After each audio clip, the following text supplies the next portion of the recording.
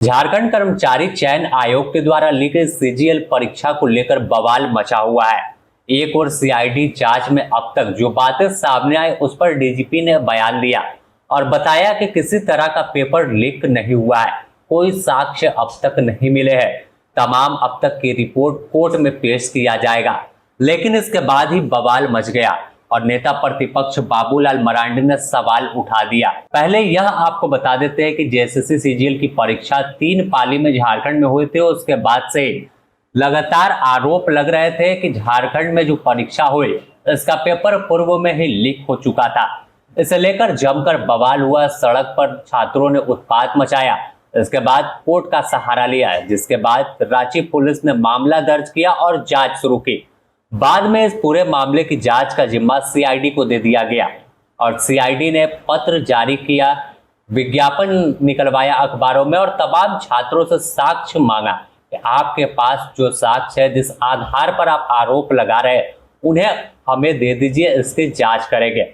इस पूरे मामले में जांच होती गई तो कई आईआरबी जवान और असम राइफल्स के जवानों की गिरफ्तारी हुई। इसके बाद खुलासा हुआ कि उत्तर प्रदेश के भी 2-3 लोग इस पूरे गिरोह में शामिल थे और आखिर में जांच में यह स्पष्ट हुआ कि पेपर लीक हुआ ही नहीं था। कुछ लोगों ने झारखंड के छात्रों को बेवकूफ बनाया और उन्हें कहा कि हमारे पास पेपर है, आप 5 लाख दे दो, आप 10 लाख रुपए दे दो, आपको पेपर मिल जाएगा, और पैसा लेकर फरार हो गए।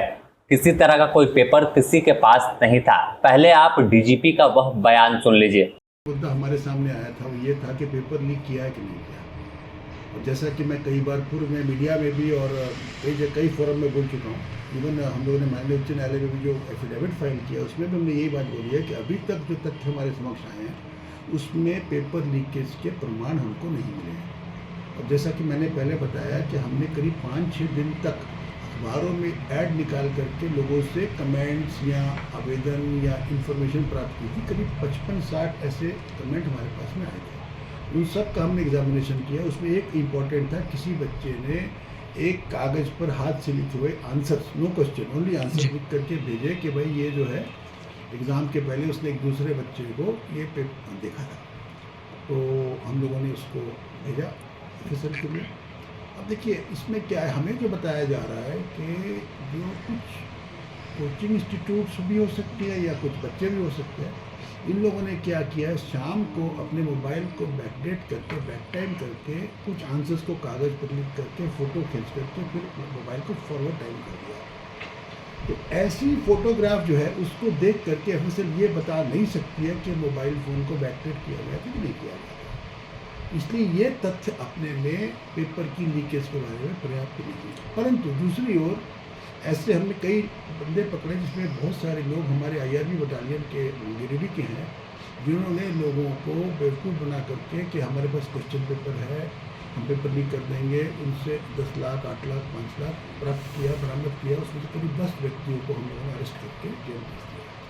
और इसका सरगना भी पकड़ा गया, वो गिरिडीह का है, और कुछ वो अपना यहाँ का यूपी का है, वो का।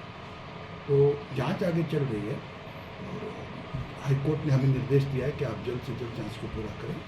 हमारा प्रयास हो, बल्कि हम आपके माध्यम से, मीडिया के माध्यम से पुनः लोगों को अपील करना चाहते हैं कि यदि आपके पास कोई ऐसे तथ्य हैं तो जो प्रूफ कर सके कि परीक्षा में किसी प्रकार की गड़बड़ी हुई, तो कृपया आप डीआईजी सीआईडी मैडम संध्या रानी मेहता को जाकर के सारे तथ्य उपलब्ध करवा सकते हैं।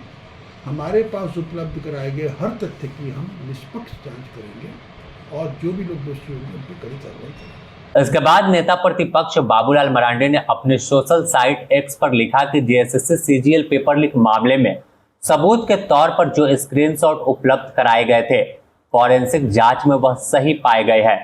जेएसएससी द्वारा पेपर लीक मामले की लीपापोती करने का प्रयास विफल हो गया।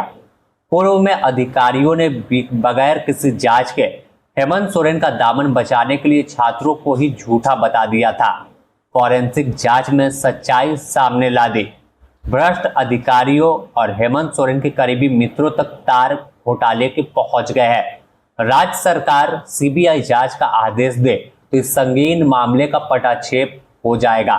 यह स्क्रीनशॉट भी हम आपको दिखा रहे हैं कि किस तरह से बाबूलाल मरांडी ने निशाने पर सरकार को लिया और सरकार को बचाने का आरोप उन अधिकारियों पर लगाया। साफ तौर पर देखें तो जिस तरह से जेएसएससी सीजीएल का पेपर लीक की कहानी सामने आई थी, इस दौरान अगर बात कर ले तो जिस वक्त परीक्षा हो रही थी तमाम इंटरनेट बंद कर दिए गए थे। जब परीक्षा खत्म हुई उसके आधे घंटे बाद इंटरनेट को चालू किया गया, लेकिन इसके बाद भी बवाल मचा।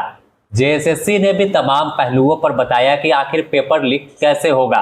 जेएसएससी की ओर से प्रेस कॉन्फ्रेंस की गई थी और तमाम चीजों की वीडियोग्राफी जब की गई थी कि कैसे पेपर जो जहां प्रिंट हुआ वहां से कैसे स्ट्रांग रूम तक पहुंचा और फिर वहां से कैसे सेंटर तक ले जाया गया, इसकी पूरी मॉनिटरिंग की गई थी और पूरी वीडियोग्राफी भी जारी की गई थी। लेकिन अपने आप में अब बवाल मचा हुआ है। तो अब सवाल है कि क्या इस पूरे मामले की जांच का जिम्मा सीबीआई को राज्य सरकार सौंपेगी या फिर हाई कोर्ट में फिलहाल मामला चल रहा है तो उसका इंतजार करेगी। बता दें कि छात्रों के द्वारा झारखंड हाई कोर्ट में भी याचिका दायर की गई थी, जिसमें कई राउंड की सुनवाई हुई और आखिर में रिजल्ट के प्रकाशन पर रोक लगाया गया था और कहा गया था कोर्ट की ओर से कि जब जांच पूरी होगी तमाम सबूतों को देखने के बाद ही आगे कोई स्टेप लिया जाएगा। तो अब इंतजार तमाम लोगों को है कि इस पूरे मामले में कौन सा नया मोड़ आएगा। क्या सीबीआई जांच होगी या फिर हाई कोर्ट ही कोई आदेश इस पूरी परीक्षा को लेकर देने वाला है।